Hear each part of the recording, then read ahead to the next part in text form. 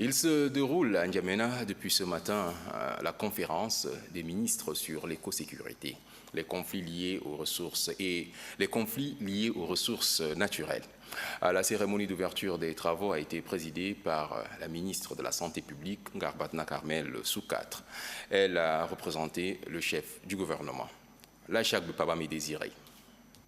L'écosécurité, le conflit homme-faune et les autres conflits liés à l'utilisation des terres en Afrique centrale, tel est le thème de cette conférence des ministres de la Communauté économique des États de l'Afrique centrale, CEEAC. Cette conférence vise à discuter et définir les nouvelles orientations liées au conflit homme-faune sauvage dans la sous-région.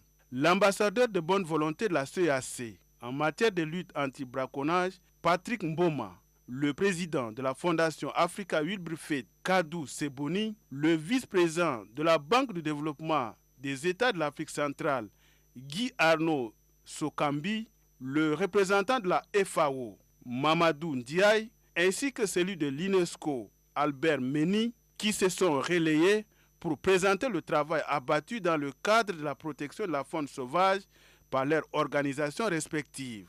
Par ailleurs, il salue les efforts fournis par les différents gouvernements en matière de sécurisation de la faune. Pour la secrétaire générale adjointe de la CEEAC, Foula Marie-Thérèse Chantal, l'heure n'est plus au discours mais à l'action pour la recherche d'excellence et d'innovation dans le cadre de la sécurisation de la faune sauvage en Afrique centrale.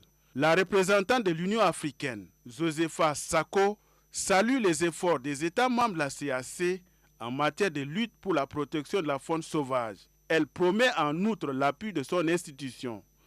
Ouvrant les travaux, la ministre de la Santé publique, Ngarbatna Carmel Soukatre, représentant le Premier ministre, a souligné pour sa part que ces assises s'inscrivent parfaitement dans la logique de l'évaluation des efforts entrepris par les gouvernements sur le plan national qu'international en matière de lutte contre la criminalité faunique.